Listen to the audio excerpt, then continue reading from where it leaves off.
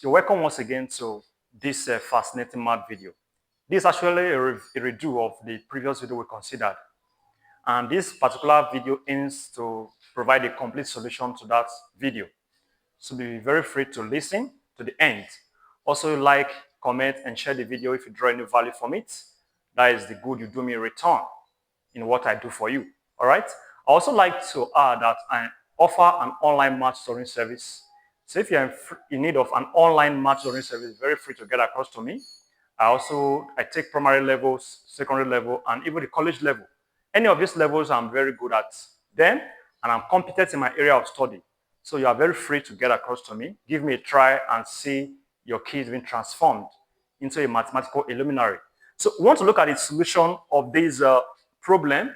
Now over here is said that if A, B, and C are in harmonic progression, show that 1 over A plus 1 over C equal 1 over B minus A plus 1 over B minus C.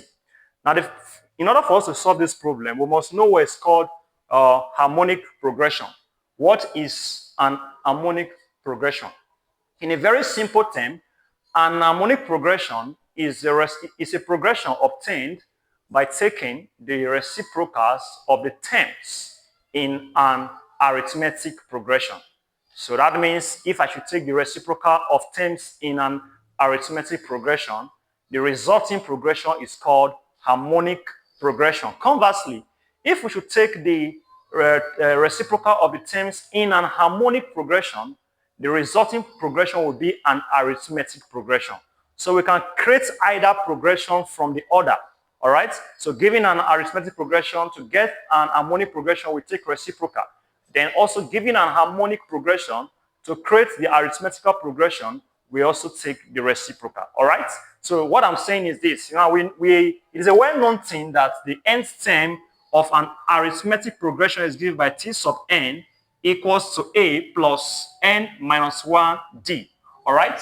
So in taking the reciprocal of this expression, we have our harmonic progression as h sub n equals 1 over t sub n, and that is equals to 1 over a plus n minus 1d. So this one we create what is called the harmonic progression. All right. So having this known, we can solve this problem. So that is the meaning of harmonic progression. When solving a problem in mathematics, ensure to understand each term. A good understanding of the terms there will enable you to solve the problem. But if you don't have a good grasp of terms in mathematics, it will be very difficult for you to grapple through. All right, so let's look at the solution in a complete form. Now we can say, suppose, let's agree with the hypothesis of the problem. Suppose A, B, and C are in HP. By HP, it's an abbreviation for harmonic progression, right? Now, I said that we can create an arithmetic progression from these terms by taking the reciprocal. So then we shall have the following. Then we shall have that 1 over A, 1 over B, and 1 over C are in AP. Again, by AP, it's a short way of writing arithmetic progression, all right? Now, this arithmetic progression have very beautiful property. Now, one of the properties is that if we have 3 consecutive terms, by the word consecutive, let me explain the word consecutive. The word consecutive means you have to carry out a list without a break in the order of the list. For example, if I say write down 4 consecutive positive whole number, I will start with 1, followed by 2, 3, then 4. You see that there's no break. All right, 1, 2, 3, 4. So they are consecutive, 4 consecutive positive whole numbers. Then some other time they will ask you write down 4 consecutive positive even numbers. So in this case, we shall be having something like this: 2, 4, 6, 8. You see that there's no break in the sequence. So that is what is meant by consecutive. So if you observe carefully, these 3 terms, 1 over A, 1 over B, 1 over C, there are 3 consecutive terms in an AP. And it is a well-known thing that the middle term will be the arithmetic mean of the other terms. So in this case, I can come here and write 1 over B to be equal to 1 over A plus 1 over C, all divided by 2. All right? From whence we have the result to be, if we take this 2 to multiply this, as we clear the fraction of the right-hand side, If we do that, we shall be having 2 over b, and that is equal to writing 1 over a plus 1 over c. All right? So I can call this equation star. Let me label it as star.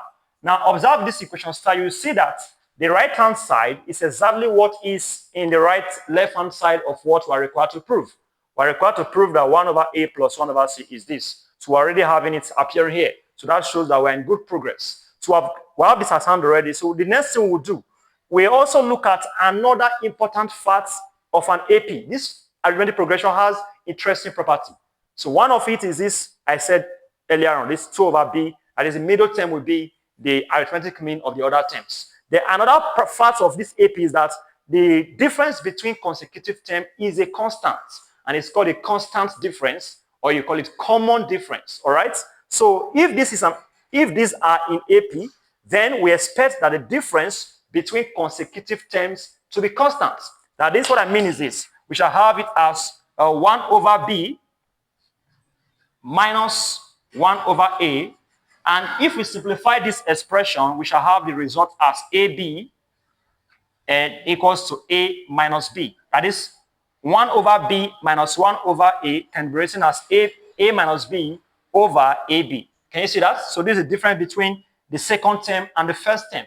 And that is supposed to be equal to the difference between the third term, which is 1 over c, and the second term, which is 1 over b, right? Now, then on simplifying this one by usage of LCM, lowest common multiple, we have the result as cb over b minus c over cb. Can you see that? So we have this at hand. Now, don't forget, we want to take these two terms. We want to work with these two terms because they expose to us what is needed in the problem. If you look at the problem, we have 1 over b minus a plus 1 over b minus c. And these expressions at the denominator are present in these two expressions. Hence, we shall take these two expressions, all right? So we take this equation separately. So in doing that, all right, so in doing that, we shall have it as a minus b over ab to be equal to b minus c over cb. From whence this we cancel out with this, since it is not a zero number, all right? Now in this case, we shall have it as a minus b over a to be equal to b minus c over c.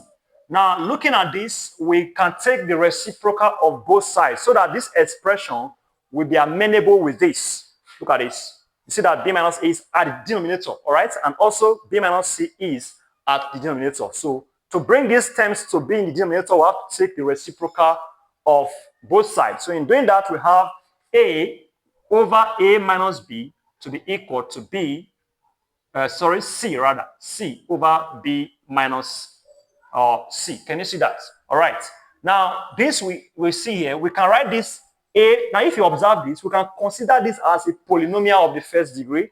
So, and this bottom expression is also a polynomial of the first degree. So we can divide this. This numerator can be divided by this denominator, but we don't want to go, we don't want to use that method. That method is too long. All right. So rather, we use some manipulation. Look at it. I'll write this as a minus b plus b. You know that exactly the same thing because minus b will cancel out with b. Then all divided by a minus b. And this is equals to writing the same thing here. We have c minus b plus b. They all divided by b minus c. Can you see that? Then on divide, we divide 10 by 10. This will divide this, and this will also divide this. So if this divide this, you have 1 as a result, right? You have 1. Then this divide this, you have plus b over a minus b. The same thing will go here. Now, this expression will divide c minus b. Now, what is the difference between 1 minus 4 and 4 minus 1? Is that one is positive, one is negative, and the other is what?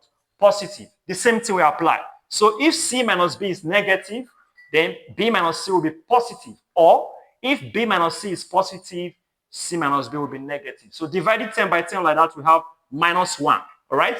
Then plus b over b minus c.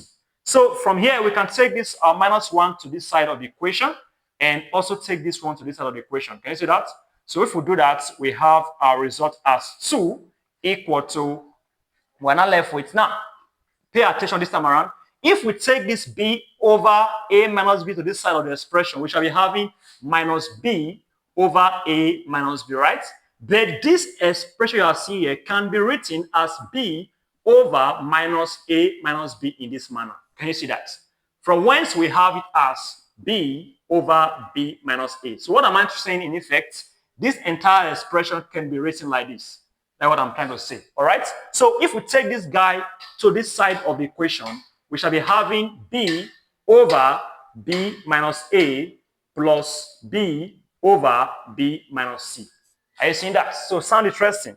Please don't forget to like, share, and comment on the video if you draw any value from it. Now, let's complete the solution.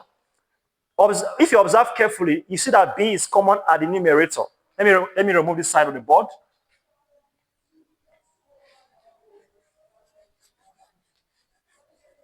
So you see that b is common. Then we can write it as 2 equal to b brackets 1 over b minus a plus 1 over b minus c. We're almost there at our requirements. Observe carefully, we have 1 over b minus a plus 1 over b minus c. And that is exactly what you are seeing in the parentheses, all right? So that shows we are in good shape. Now, the only trouble is this b.